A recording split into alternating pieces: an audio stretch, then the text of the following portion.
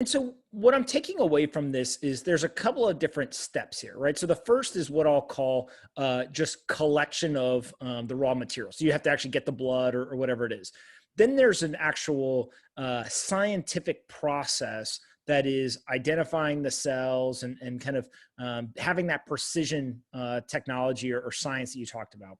And then now what you're talking about is this third step, which is really just data analytics, right? It's very kind of high level. It's very large data sets, but it sounds like machine learning type problem where you ultimately can say, hey, we have confidence that we collected the samples from the people that we think we did. We've got confidence that we were able to use our precision technology to get accurate identification, kind of the raw data that we have we're feeding to the machine is accurate. And then if those machine learning algorithms and kind of computers are structured correctly, they should be smarter than the average doctor, right? And come back and say, here is exactly the path that this person is on based on the genomic sequencing.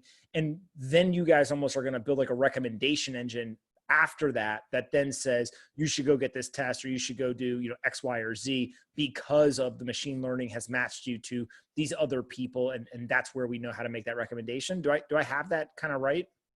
Yeah, I think you got very close. There are two more steps that make this whole thing work after that. The next step is clinical algorithms. And, that is something you cannot do through a machine learning system. You have to do this. You need a lot of people involved. You need to apply what's called a Delphi method. So you have to ask a lot of experts for their opinion.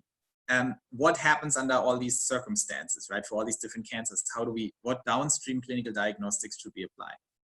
And here you cross the line from science into medicine, which is a very different thing. So medicine is all about, who agrees, who are other people saying the same thing, because you have to get to a consensus among experts, otherwise you're screwed, right? You need liability out of the way, you need to implement that. So it is a very different field than just science. The scientist can just say, well, I think this is the best solution because here's my statistics.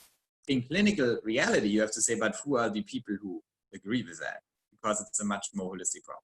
And then the last step, so fourth is clinical algorithms that this whole thing needs to work with, which is very complex. That's one of the main reasons why smart tech guys who go into biotech often fail, because they lack the understanding of what goes beyond science and engineering, what goes into this weird clinical space, this authority and doctors and experts and legal and compliance. But you have to solve that, otherwise you don't have a product. And the final step is, of course, the business model. Like, who actually pays for that? And that, again, sounds maybe trivial to most tech and finance guys. Like, why is this? I mean, if you save people's lives, they just pay for it. Guess what? Not in medicine. So, we changed that fundamentally, but it gets insanely complicated. How do you convince a insurance bureaucrat that he likes that? And if you show that you save people, like, sorry to be so frank, but they don't care. Right? That's not their job. You have to show them that they save money. And you have to show them that you save money immediately or quickly over time. And then, things get insanely complicated. And that kills also most of the innovation. So if you don't solve 4 and 5, all your amazing tech is not going to work because you can't finance it.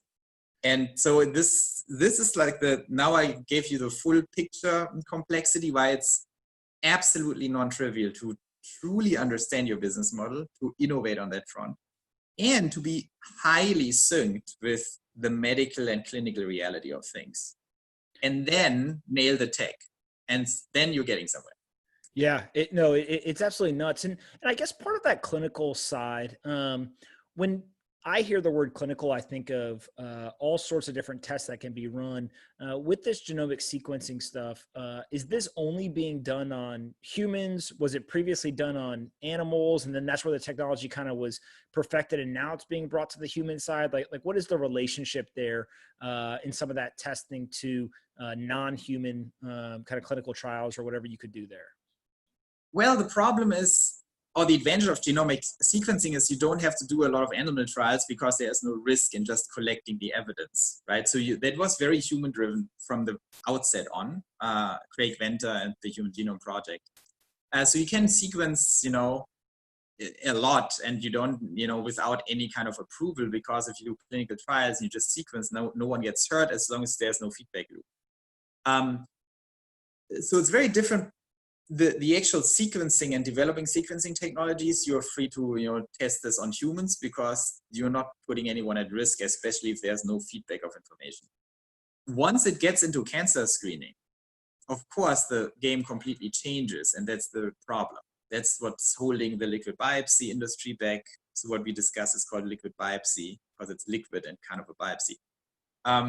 And that's where we innovated a lot to actually get out of that problem and get medical advancements and technologies to our members much faster than we normally would be able to do that if we just go through Medicare and commercial insurance.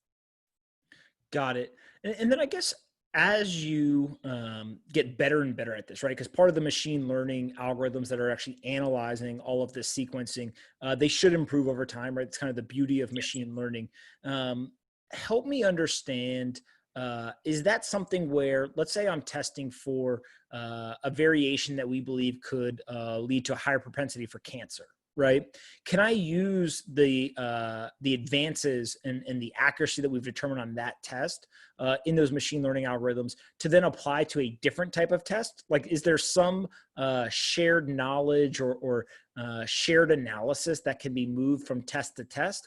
Or is each one of these tests, when you go to start them, they're really starting from scratch, right? So you have to rewrite the algorithms and kind of start all over again without any of that shared knowledge. I mean, it's I'm super excited about these things because it's probably the most challenging and rewarding data science problems I've ever seen. Well, there are some in finance that are also pretty immediately rewarding, but I mean, in a human sense. And you can view it as like, in a way, if you take a step back, it's like any data problem, right? If you want to determine something, if you want to figure out if a certain real estate offering is likely to increase in value over time, you could build a crazy machine learning thing around it, like how many people look at it, where it's listed, what the current price is, what the stock market does. Like, you could feed all that information. And how does the stock market data relate to that real estate as opposed to other real estate listings around it? Well, no one knows. These are two different tests, right? You combine these test sets, and if you have sufficient data sets, you can make them work together. And that's, if we test your hereditary, if you understand your hereditary variants and we understand your somatic variants, the somatic variants are also like a time-based, kind of on a time series, because we do that every year. Whereas your hereditary, you don't have to do every year because it's not going to change. So you have very different types of data sets. And so you have to learn how to make them compatible. But each data set adds a significant amount of insight and dimension to the problem. I think there are two major challenges in medical data sets. The first one is they are often very heterogeneous. So if you have 1,000 or 10,000 patients, the probability that you have the same data sets for these 10,000 is like 0, unless you do a super clean clinical trial that costs you an immense amount of money. If this is commercial patients, then I might have your hereditary genetics, but not the next one, next person's. I might have your hereditary and your somatic and good clinical records, but for the next person, I might only have hereditary and some records. So when you build machine learning systems, it's very important to account for that, right? That you sample, the comprehensiveness of data is nearly impossible to maintain. And just cutting it down to the data dimensions that are comprehensive is kind of stupid because you're losing so much information. So you need much more fuzzy, systems that allow you to recognize much more things. And you also need to embrace more, man-machine hybrids, where you have experts and analysts sitting in front of these things and use the machine learning more as a decision support system and have these mutual interactions. That's very important in medicine. And then the ultimate problem, of course, from a business perspective is you need to close the business model loop in order to even get that information, right? You need to figure out, how do I actually make money and create a business model here? And that's very, very hard. And I'm very happy we solved it the way we solved, because for most companies, that means you have to just do very rigid clinical trials over a decade that costs you hundreds of millions of dollars and are super inflexible. And in the end, you have bad data sets because you missed out on the most important dimension. We see this with a bunch of our peers that just don't have the right data sets.